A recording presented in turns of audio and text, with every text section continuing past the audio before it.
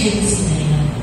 Sila, nag-aalangan pa sila kesyo, tawag dyan, walang sasakyan, sabi ng anak ko, huwag dyan, nakakahiya.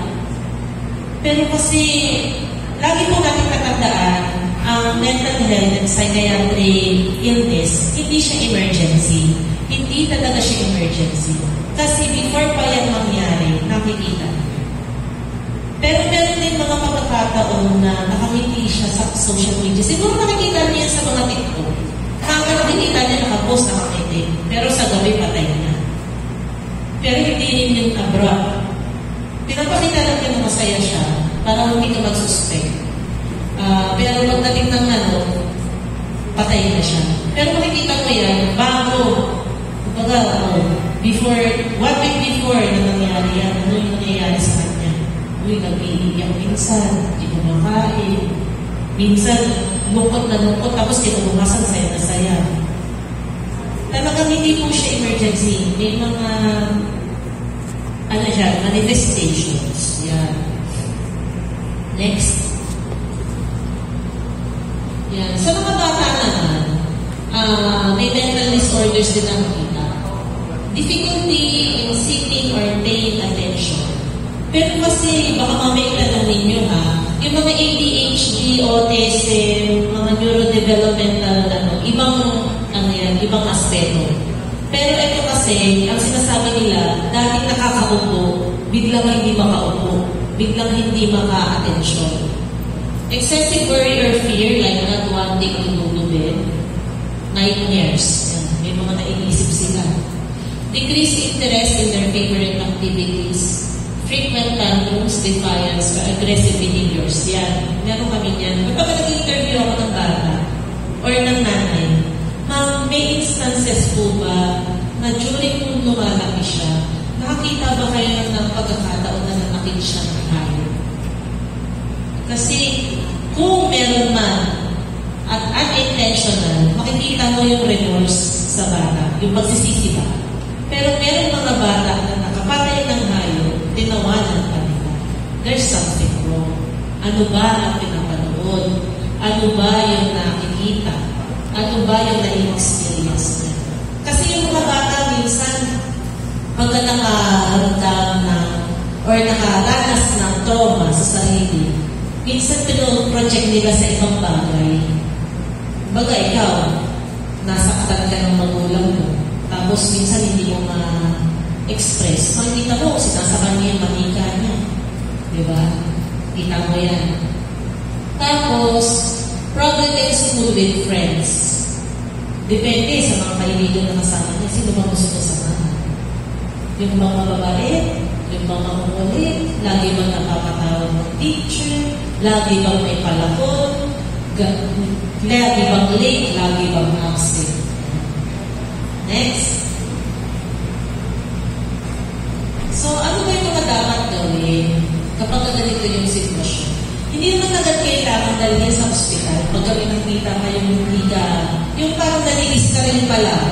Sorry for Dr. Nisa. Yung mga medyo nalilis ka rin pala, ito yung magandang gawin. Talk to someone you can trust. Hindi naman ibig sabihin na you can trust na nangyayari mo agad. Kasi minsan na-stressor sa pasyente natin, pamilya. Napaka-rejective niya. Kung may mga kaibigan kayo, kausapin ninyo. Pinagkakatiwalaan ninyo yung teenage chismis. O si father, di ba magandang confession kayo? Yan. Sa eskwelahan, meron tayong guidance. Ang mental health law, dinidivulge na niyan sa mga schools para i-equip yung mga guidance counselor to handle yung mga ganitong sitwasyon. Yan. Sa schools, social workers, psychologists, so meron yung kilala. Yan. Look after your physical health. Siyempre, sinasabi nila, pag malusog ang katawan, malusog ang isip. So, yung mga kinakain natin, dapat mindful tayo. Hanggat maaari, ito, lagi ko kung sinasabi ito, at yun din ang payo sa akin. Pagka kasi nagtatrabaho ako sa mental, dinidischarge namin yung pasyente. Hinahatid po namin sa mga pamilya yung mga ayaw sunduin. Meron po kami paunawa. Bawal ang kape, sobra. Huwag magkape ng sobra. Energy drinks. Parang awa nyo na. Ang isang energy drink drinks ka tumbas ng 10 tasang kape. Pag nag-energy drink kayo, hindi kayo makakatulog. Lalo na yung Sting, yung mga Lobitan, yung mga Cobra na yan. Hanggang maaari, at kung napapansin ninyo na nag-trigger din yung mga palpitations ninyo, iwasan ang tsokolate.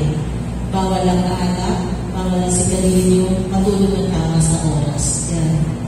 Sa mga pagkain, walang problema. Pero hanggang maaari, yung naisasabi ka na use of substances for medical use is okay. Pero kapag recreational na siya, sabi nila ng pang-additional, hindi na pwede. Kape yun. Kape. Hanggang maaari.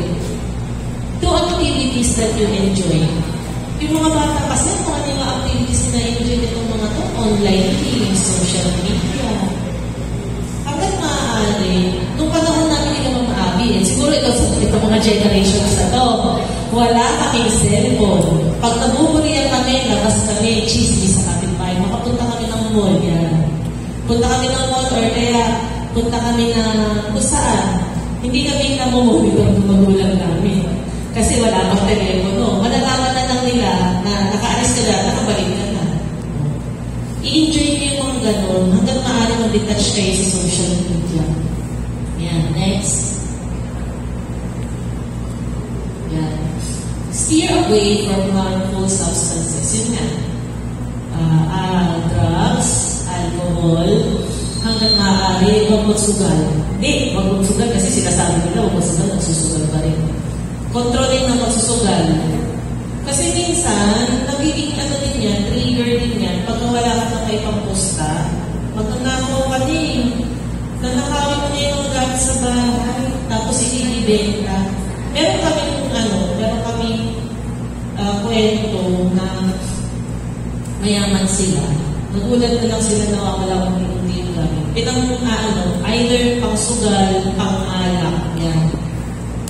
Take 2 minutes to focus on the world around you. Tanda natin yung 5 senses.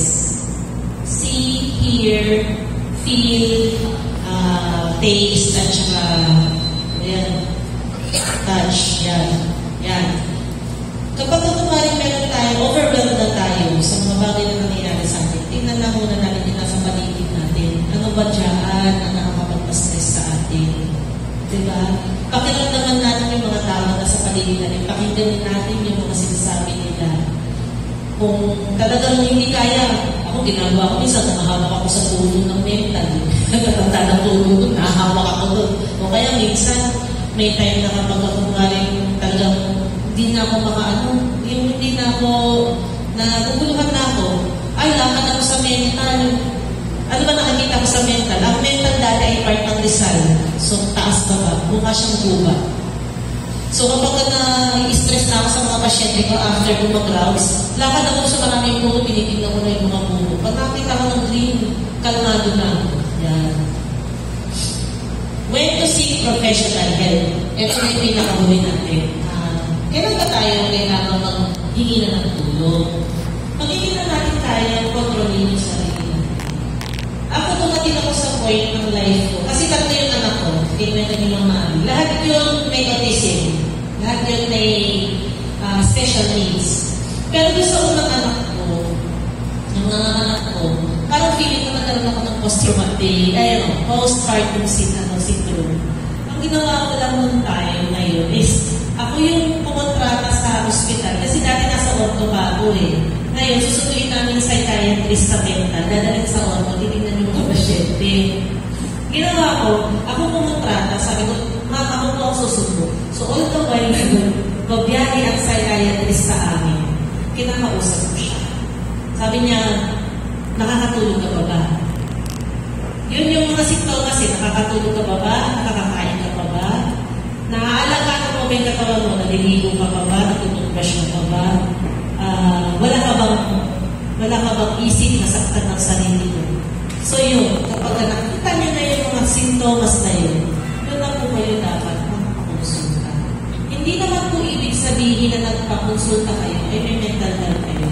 Marami pong diagnosis yan. Karaniwan ng mga dumadating sa amin is depression. Depressed lang sila dahil sa nangyari sa kanila.